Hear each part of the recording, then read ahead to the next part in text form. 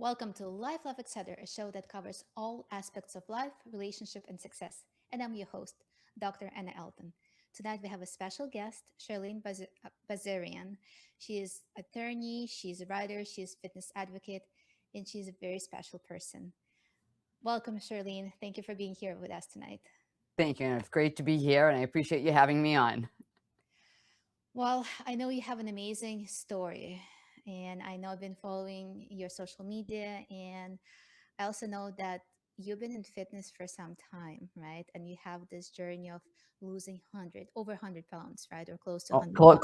close to 100. So can you tell us a little bit, like, what did it take, right? It's big accomplishment, right? But also it can affect a lot of areas of your life. Yeah, I think my story resonates with people so much because it's so relatable. I wasn't heavy growing up. It was like the very gradual weight gain over life, a few pounds in college, a few more in law school, and you get married and have kids. And I don't know, just things sort of took on a life of their own. And I think in terms of what changed, the course of my life was just that I had tried so many different things, and I was always trying some new diet, some new fitness plan, and I joke that I was on my Atkins to Weight Watchers Mhm. tour. And so I feel like when I talk to people that I really understand taking so many first steps, so to Mhm. speak. I think that it's just a matter of like really, you get discouraged because you're always feeling like you're starting over. So it took a lot of first steps. Yes, So and nothing what seems to helped? work. Yeah. So what helped? Like, what helped to make that big change? Well, actually, my story I think kind of goes against because I'm kind of the popular trend of like not um, you know I was body shamed at a day spa, and the receptionist was really mean to me when I had to go back and say that the one size fits all robe didn't fit me, and she just kept making me repeat it, and it was just this was supposed to be this like treat to myself after I had my son, and I was taking myself to this really expensive day spa for a day of beauty. And like that was the start of the day. And I mean, I just went into the changing room, and I remember joking that I'm like, no matter what I have to do, Mhm. this time I mean it. I never want to feel like this again. It was so embarrassing, and just she was just so mean about it. And I think back on that moment, and I think she'll never know the impact that my whole life changed from pretty much from that moment on. But I can't say that I would want to thank her Mhm. necessarily because I don't think it's nice to be mean to people. But I think that was just the final straw for me. I knew I needed to make some serious changes. It's so interesting. As women, we're never enough, right? We're not skinny enough. We're not, I don't like, I feel like we're too skinny, right? There's always different things that come up, right? And again, Right. like in the end of the day, we just need to find where we feel comfortable, right? And then start loving ourselves. And again, if you want to lose weight, then this is what you want. Right. And I think for me, there was a big disconnect from like, who I felt like I was to, what I would see in the mirror versus how clothes would fit me. I knew I needed to lose weight. I think really having a one size fits all robe not fit me was kind of I didn't realize I needed to lose half of myself. It just felt like, oh, 30 pounds, 40 pounds, like especially after having children. I think a lot of people can relate to that. It just sort of got a little bit more out of control. And sometimes the more you tried, and then you'd fail at something and you'd bounce back, and then you'd end up weighing more than you did when you started. Mhm. So you mentioned earlier that you had multiple first steps, right? Yes. And then, so what helped you to actually stick with keep trying? And then what helped you to be where you are right now? I think what I had the best luck with was after my call it my little aha moment, that's kind of how it's been written about. And I started to do what I call mimicking. And I read about Tony Robbins telling people that, like, you should just start doing what you think someone who's having success at what you want success at does. Mhm. And so I sort of told myself, well, what does a fit person do? What does a skinny person do? And I tried to do all of those things. Now, I try to explain to people when I give my advice and tips on what worked for me, you really do need to find what works for you. Hmm. And I mean, but what I started out doing isn't necessarily what I still do. You kind of kept the good parts of it, and then, okay, well, that's not really working. But like I thought, fit people drink protein shakes, and then they work out and they go for walks and they read fitness magazines. And so I kind of made that my persona of who I was until like it became who I am. Like now, all of that is part of my life. It's so interesting. So before this journey, do you feel like you were ever that person who would read fitness magazines or drink shakes, or do you feel like you found yourself in, that I think what aspect? I found troubling when I look back is the level of comparison and looking at other people and what they could do and think I'm not doing anything that different. I had friends that could just seem to go out and order whatever they wanted and eat whatever they want, and I would be getting like trying to get something healthy, and I would struggle and they would seem to be seemingly staying in shape. And I really had to realize somebody else's metabolism or what their workout schedule looks like, or what they can and can't eat really has nothing to do with me. I have to find like what I can live with, what I can do myself, what works for me. And that took a little bit of an adjusting mindset, because it just seems like when you're looking at everybody else, it seemed like everyone else was thin and thin without trying, and I Mhm. felt like I was trying so hard and was not getting the results I really wanted. It's so interesting, right? Because we don't know the full story of other people, right? And we're so good at assumptions, right? We think they're being lucky. And I'm sure a lot of women looking at your pictures online thinking, oh, wow, she's so lucky. Yeah, You that's have some good metabolism and good genes, right? I tell people all the time, I think it's really funny because it's like when you meet someone now, you're in the middle of in the middle of their life, like you don't know where in their book you're coming Mhm. in. And I think that sometimes like when people see me order at a restaurant and I might say like, oh, I don't want the bread, or can I get that on the side? Or like some people roll their eyes and they're like, oh, you can eat whatever you want. And I'm like, I can eat whatever I want because I don't eat whatever I want. Like Mhm. that got me into a lot of trouble eating whatever I want. So I have to be pretty mindful of it. So, getting in shape that you want takes a lot of work, right? But staying in shape that you want takes as much, if not more work, right? Because you still need to maintain, and it's a long term process.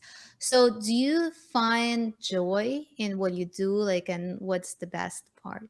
Absolutely. I call my workouts my coffee before my coffee. I say they give me literally the strength to get through what life is going to throw at me that day. And I think that, I kind of want to like take a step back for a minute. I think anytime I had tried fitness before, it as a woman, I think there was just a big gravitation towards cardio, and you'd do aerobics or you'd go for a walk or you'd do it, and I think that was just kind of what I had tried up until my fit person mimicking. And that's Mhm. when I started to get into weight training. And that was like a really big life changing difference for me. One, I really could see results much faster. You were building muscle, so you're burning more calories. And I thought it changed the shape of your body more.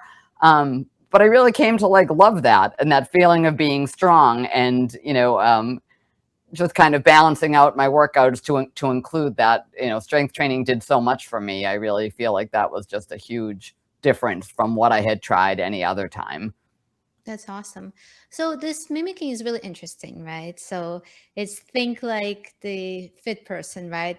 I think as successful person. So do you feel like you ever use the same technique in other areas of your life?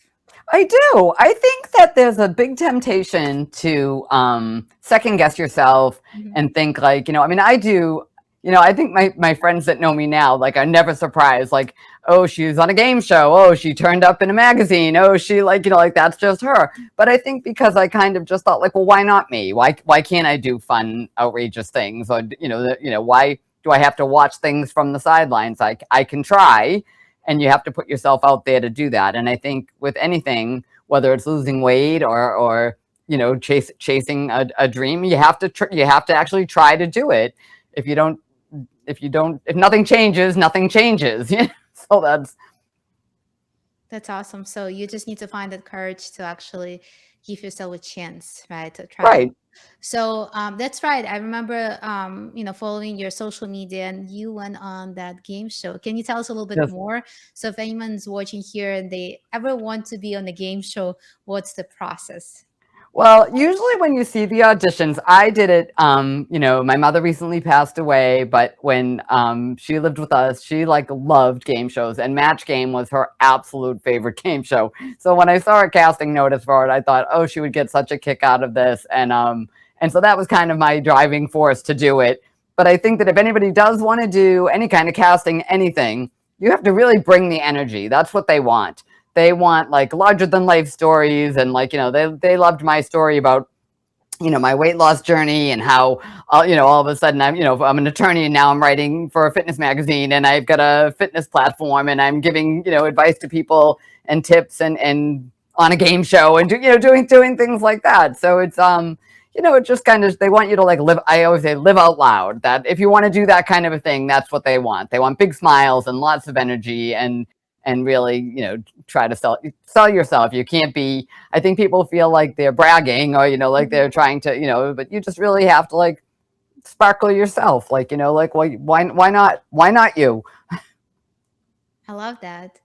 So if anyone wants to be on the game show, you mentioned casting. So how do we even find those castings? There's a ton of Facebook groups actually, or on Instagram too, or either that, or like on different, like if you go to the Game Show Network, or if you go to like ABC or CBS, any of the sites, they'll have the casting notices for those types of shows. I mean, I really did that more. I've done movie background work and TV background work, and I did a commercial for Fit Fine Wine, and that was based on my story, and so like.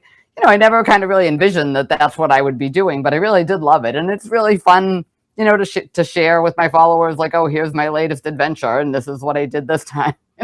That's awesome. So you've been doing a lot of things, right? Yes. So your main job is being an attorney, right? And Yes. then like all the fun things that you do for yourself, right?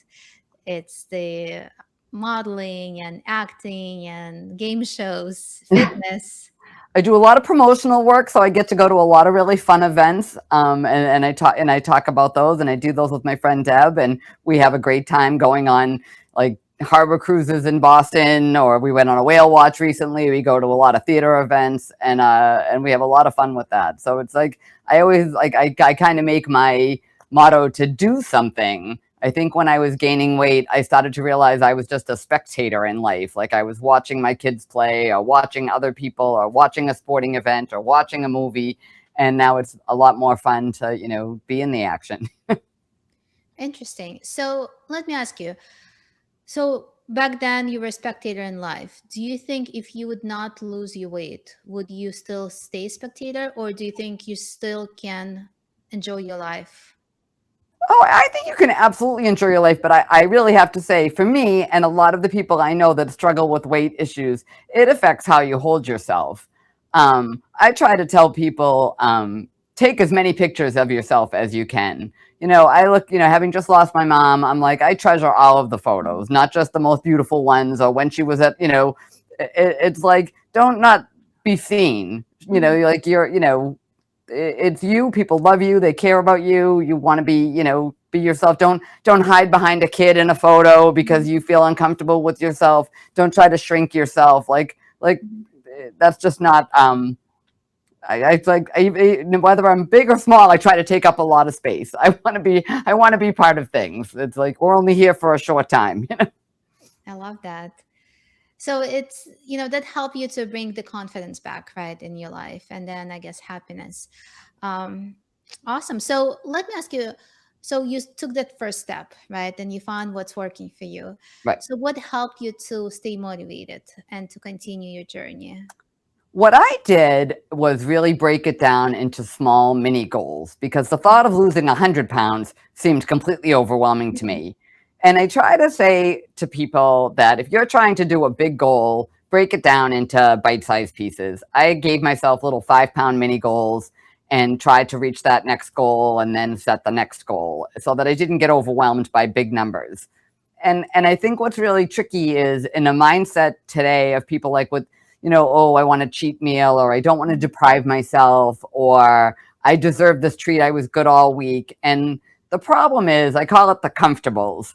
Mm-hmm. You can do great all week. You can eat clean all week, drink your water, do your workouts, and then the weekend comes, and maybe you go out for Chinese food, or maybe you go out and you get nachos and some drinks, and it's like, and then you get on the scale on Monday, and did you really gain 2 pounds? Like, no, it's probably a lot of water weight. Maybe you gained a pound or two, depending on how bad you were for the weekend. Bad, but like if you went way off the rails, it's gonna, deplete the progress that you had all week. And then you're gonna get discouraged. And on Monday, you're gonna go, see, nothing works. I try so hard. And so you really need to give yourself some time to let this become your everyday pattern, not get to the weekend and then give you what I always say when people say they don't want to deprive themselves. I'm like, why is it only food that you think of that?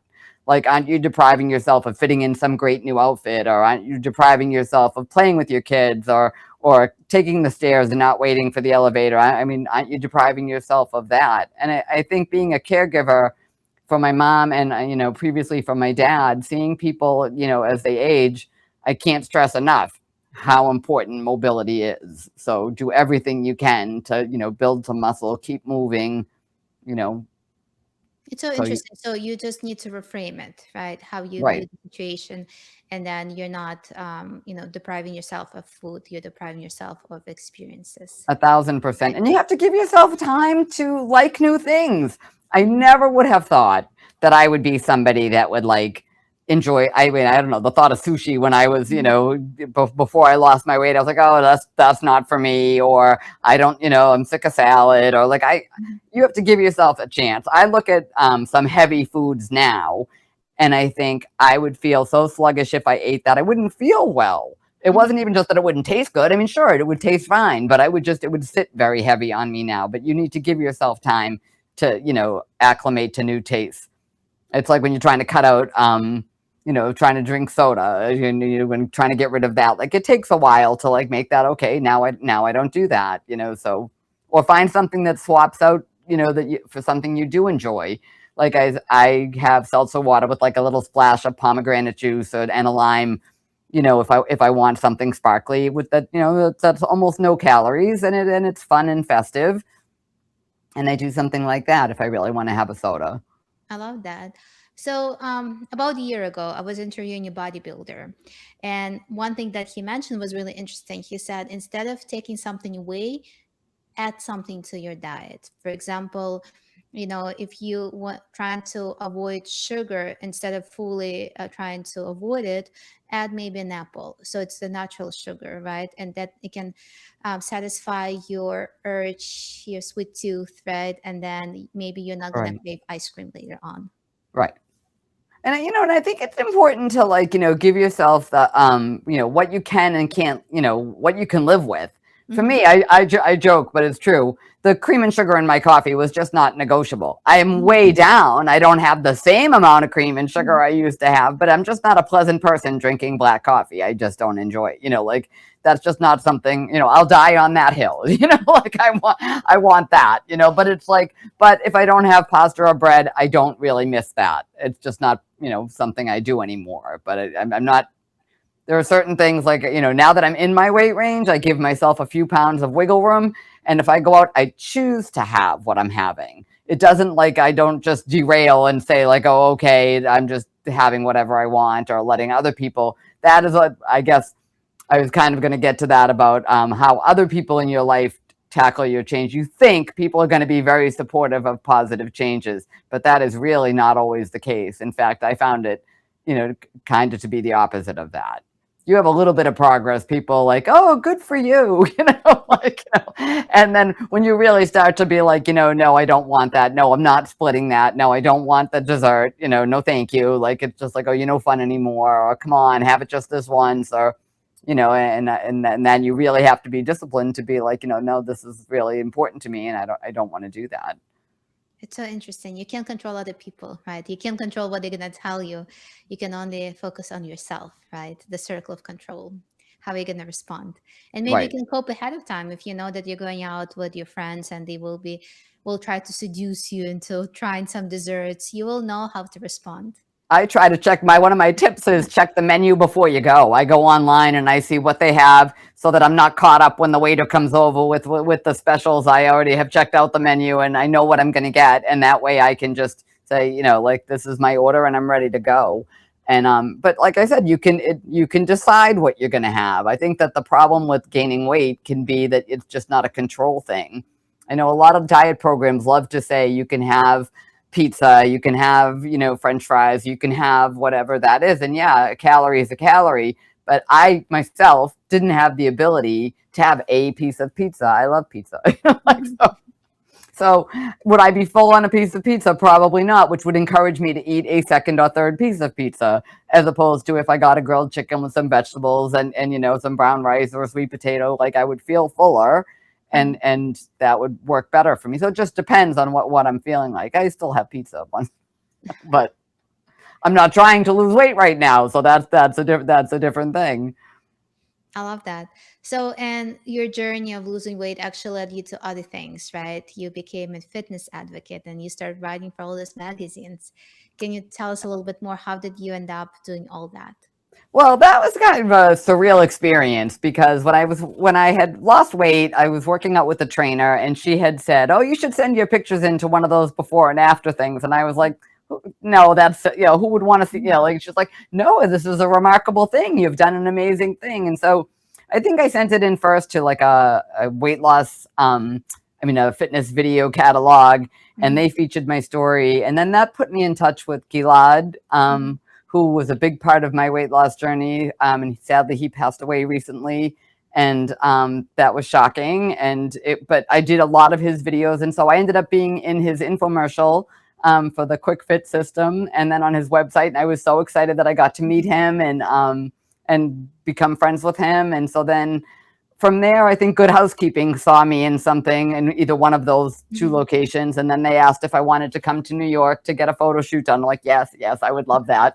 And then it sort of took a life on of its own from there. I was joking that it was like I heard from people I hadn't heard from, from around the world, and people I had like gone to high school with, and they were like, I didn't know you would put on weight, and I want to lose some weight too, and that sort of started my giving advice to people. And everyone wants to know, like, what did you do? Now sometimes they don't like my answer of what I did. They want to be like, like, yeah, I took a magic pill and the weight fell off, but that is not, sadly, not the case. Yeah, everyone's looking for the shortcuts, right? Right, right. They put in the work, it's a lot of work. And again, I know you mentioned earlier that you were breaking everything into small steps.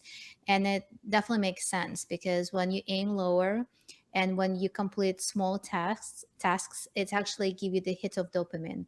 Yeah, And a dopamine thousand makes percent. you feel good and also creates that momentum that gives you the motivation to continue going. Yes, a little, because and what I would do is I would give non-food treats. Like I Mhm. would say, okay, I'll go get my nails done if you hit your goal this week, or I would treat myself to, I would have my eye on a cool new bag or something, but not, I would try not to have it be a food reward. That was kind of my rule on the treats. But yeah, especially if you're a task driven person, and I have come to realize, someone said that to me recently, and I'm like, I really am task driven. I put it on my list and it drives me crazy until I cross it off. So every morning when I'm doing my list of things to do, but I put workout, I put walk, I put, like I put that on my list so that I can get that great feeling of checking it off when it's done. And with working out, it's really interesting. For some people, you physically need to put it on your schedule, Right, like an appointment, right? So right. it's non-negotiable. You're still doing some kind of workout, right? You're going for a walk, you're going to the gym, you're doing something as long as you keep moving, because I think it's Every super, day. super Yes. important. Yep. So you just need to keep swimming, right? Right. And I try to tell people, do what you can when you can. Maybe you're like, I remember there were times like when I was early to pick my kids up at the carpool, like, so, okay, I'll park the car downstairs and I'll go for a walk while I'm waiting for them, even if that's only 10 or 15 minutes. But just, you have to, set your alarm clock a little bit earlier. You'd be surprised how much better you feel and how much more you get done in the morning. I never thought of myself as a morning person. I was always kind of the night owl type. But I get a lot done now in the morning, and it all starts with shaking off the cobwebs with a good workout. So thinking back to earlier years, right, when you first started your journey, is there anything you would do differently right now? I think that I would not do. I think there was a real tendency to try to get like the lowest calorie foods, like Mhm. packaged low anything that said like, 100 calories or like whatever. I really try now to eat foods and I call them in like their lowest common denominator. Mhm. Like I always say, I give the example like think nuts, not butter, although I do have peanut Mhm. butter. I love peanut butter. But I'm saying like, or think an orange, not orange juice, like it's like try not to like have too many things added to the food and really enjoy the taste of like, what it is rather than, trying to like mix it into too many other things, if that makes sense. I It's think that there important. was just those packaged foods can just have so many other things, and it's like, and it triggers you sometimes to have more, even Mhm. though you're having this like a low calorie snack, but it's not satisfying. There's no protein. There's no like really try to pick something that's going to be healthful and taste good. Awesome. Well, let me ask you, what's next for you? Is there any big projects or is there anything that you're working towards in the near future?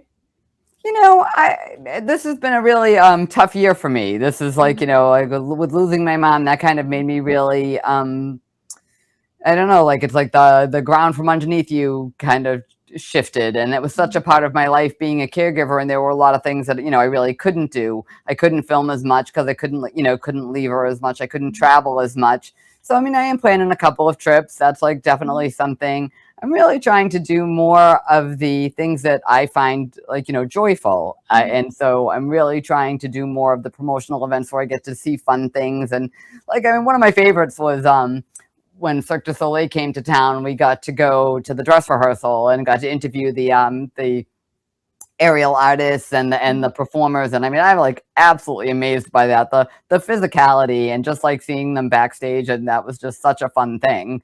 And I think that I try to bring fun to whatever it is I'm doing, and it whether that's my workouts or catching up with friends. It's like you just have to try to find the joy in it. If you're complaining, if you're thinking it's a drudgery, it will feel that way. If you think I get to move, I get to work out, I get to go play pickleball with my kids, I get to go, like Mhm. those are things like that's fun to do, Like, like Yeah, when you were a right. little kid, you got to play. You Mhm. didn't think of that movement as like as work. So it's just I think it's a shift of your mindset of what you get to do. You So shouldn't try to hate to enjoy move. it. Yep. Try to enjoy it as much as you can, right? Right. Because if you don't have fun, what's the point? And there are so many different ways to burn calories. Like if you are not a gym person, then don't go to the gym. Like that Mhm. doesn't have to be that, and like I said, people are like, oh, do you run? I go, not unless somebody's chasing me. That is not happening. So it's like, so you can walk. You just go for a nice walk, go for a bike ride, get a stationary bike, get a walking pad for your, put it in front of the TV and watch your favorite program. Like, the time will go by much faster, and you'll check it off that list. So just find a way that makes you feel good, right? And you feel Right. productive as well. Right. Awesome. So you're absolutely amazing. Thank you so much. But before we start wrapping up, can you share with our viewers where they can find you if they want to reach out, follow your journey, ask Yes, for I would business I would I advice? would love that. I love hearing from people, and I write back to everyone who writes to me, and I have my tips and what I do. I share that I'm not selling anything. I do this to kind of turn my body shaming moment into a positive circle. So I am at FBJ Fit on Instagram, TikTok, Facebook. I'm on YouTube, and the website is fbjfit.com, where I put all my articles that I write and all my interviews that I do. That's amazing. And before we start wrapping up, if you can share one final piece of advice. I think that my final piece of advice would be to really surround yourself with the most positive people. I really find that I always say, be a fountain, not a drain. You'll be Mhm. surprised how when you're around people who are driven, who are motivated, who want to do things, who have goals, how that rises you up, as opposed to some people who are just really negative and complaining. And it doesn't matter about whether it's exercise, work, family, like you want to be around people who are excited and who make you feel like anything is possible, so look for them. Thank you. Thank you so much for being here with us. You're absolutely amazing. So please follow Charlene Bazarian on social media. And thank you for watching us. And we will see you again in 2 weeks. Have a great night.